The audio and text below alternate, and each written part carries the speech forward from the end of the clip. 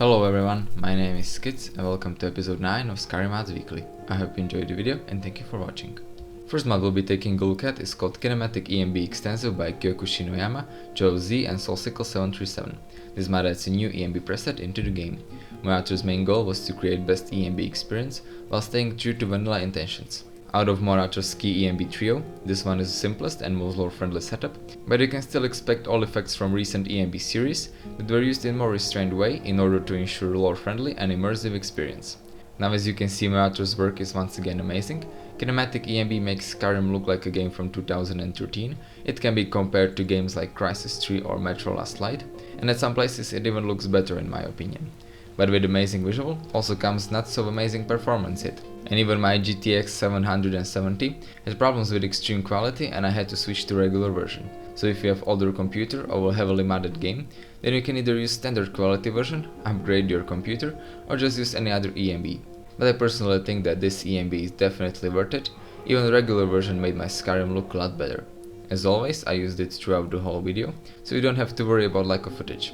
Overall, Morato did a good job. Kinematic ENB is a good looking, immersive, lore-friendly and demanding ENB, but if you think your computer can handle it and you still don't have your favorite ENB preset, then definitely go for this one. Next up we have Daughters of Skyrim by betterbecause, author of Dark Disciple, reviewed all the way back in episode 5. This mod replaces original female skin texture with more realistic one. Morato's goal was to create a detailed female body and face texture that reflects life in harsh and cold Skyrim environment. Now as you can see, when compared to original textures, modded ones are a lot more detailed. You can even see small things like moles on skin now, elbows and knees now look way better, and the overall look of females is now a lot more realistic and detailed. All textures are high-res and applied to all NPCs, so people with slow computers may notice an FPS drop, but don't worry, Morato created an NPC pack that is less performance heavy, and since it is only applied to NPCs, your character will still have its unique appearance. Mod is also compatible with most popular body mods like CBBE or UMP body, and during my review you could see the CBBE version. There are also two versions for the skin, Sunburnt and no Sunburnt version. One offers skin more affected by sun, and the second one makes it look more pale. Overall, Morato did a very good job, and if you dislike all the beauty female mods and you want females to look realistic and lore friendly, then this mod is for you. Moving on, we have Immersive Snow and Ice Mountain and Rock Edition by happychappy. This mod completely overhauls snow and ice that covers rocks and mountains. Morato did not only replace texture of the snow, but instead he used a graphic shader called Parallax along with 2 layers of textures to give it the look of depth. Now if you are also using better dynamic snow and afraid that they are incompatible, don't worry, Morato created his Immersive Snow and Ice to be compatible with BDS, and when used together, they create some amazing sceneries.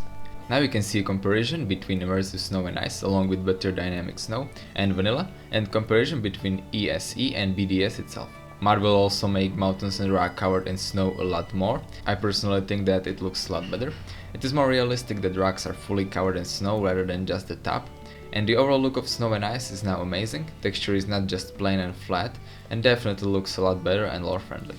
Mod is also compatible with most of ENBs, and overall, Morato did a very good job and I definitely recommend this mod for everyone. Now let's take a look at Immersive Sounds weaponry by lazygecko. This mod changes sound of shooting, drawing, swinging, pulling bows and weapon and projectile impact for all types of weapons. Now instead of me talking about each weapon separately, you can watch my small showcase.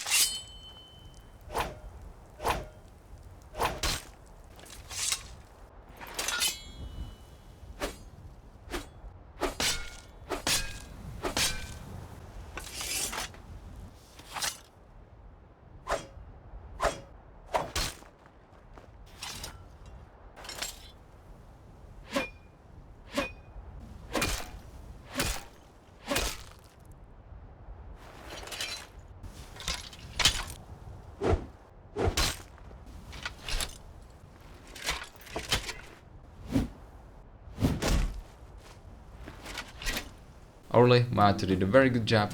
I especially like sheeting and unsheeting sounds, and if you liked what you heard and saw, then this mod is for you. Next up we have Dawnguard Parallax by HXP and Michael RV. This mod completely changes the look of Dawnguard Fortress with new textures and meshes, and also adds parallax effect to it. Parallax is something I'm not very familiar with, and since I don't want to give you any false information, let me just talk about other parts of visual. As always, HXP did a very good job at texturing. Now instead of just big blocks of stone, Fortress looks like it was created out of smaller bricks that definitely look a lot better. Each wall is now a lot more detailed and less plain. My author also changed some other stuff like stairs and doors, and the overall look of Fortress is now a lot different from the one in base game.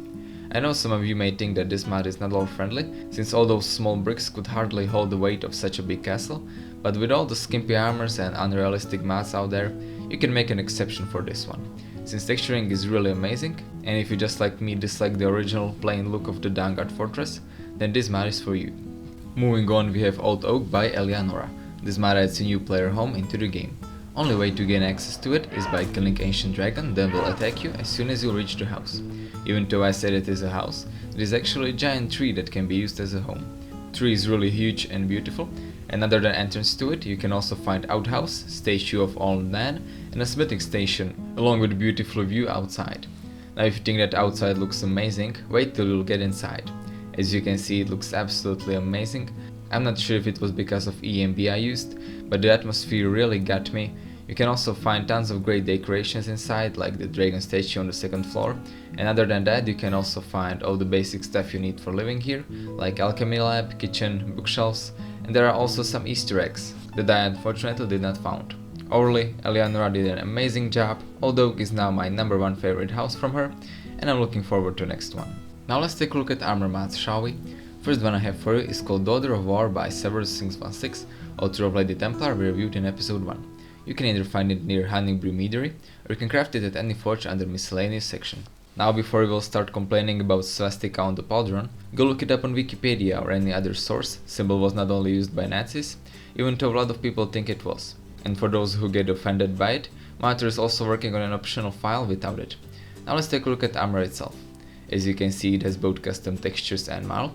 Textures are extremely detailed. I especially like the sweater and leggings with complicated pattern. Another thing I love is the helmet. It looks original and unique, and you can clearly see that my author put a lot of work into this armor. You can also craft either heavy or light version, making it also useful in combat, not only as a beautiful outfit. Overall, my author did an amazing job. I love armor's unique look. It is also very sexy while still not being skimpy, like many other female outfits out there, and I definitely recommend it. Next up we have Final Fantasy III Ropes by Gimora. This mod adds Ark's ropes from Final Fantasy III into the game. You can craft them at any forge under leather category. Ropes are female only, which is kinda funny since actual character from Final Fantasy III was a male. Now as you can see, the outfit itself looks very good, amount of details on it is very high, I especially like the belt and scarf part that look very good. Even though I never played Final Fantasy III, after checking some pictures of original ropes, I can say that Skyrim version is very accurate and stays true to original. Even though they don't originate from Skyrim, ropes are lore friendly, and if you hate lore breaking mods, then you will not have any problems with this one. Overall, my author did a very good job. I really like the fact that he kept the original design of ropes while still being lore friendly, and if you like Final Fantasy or just good looking outfits, then this mod is for you. And the last mod we'll be taking a look at is called Dragonspear by ImsumDave. This mod adds a new custom sword into the game. You can either solve a riddle located at High Hardguard to get it, or you can download craftable version that can be crafted at any forge under Ebony category. Now as you can see, it has both custom model and textures. Textures look really good, they are shiny and very detailed. I really like the unique handle and ornaments on the blade. The model is also very good and lore friendly. I really like the overall look of Dragonspear, and I think it fits perfectly in Skyrim. In combat it was also very effective. Whiterun guards did not stand any chance, and it also has a fire enchantment, making it even more powerful. Overall, my author did a very good job. I like Dragonspear's beautiful look and combat effectiveness, and I definitely recommend it. And the last thing I want to talk about is that I'm also starting my own Facebook page where I'll be posting daily updates, other news and a lot more, so make sure to leave a like there. And I guess that's it for this week's episode of Skyrim Weekly. I hope you enjoyed the video, leave a like if you did, tell me what you think about it in the comments, subscribe for more Fallout and Skyrim content, and I will see you next time.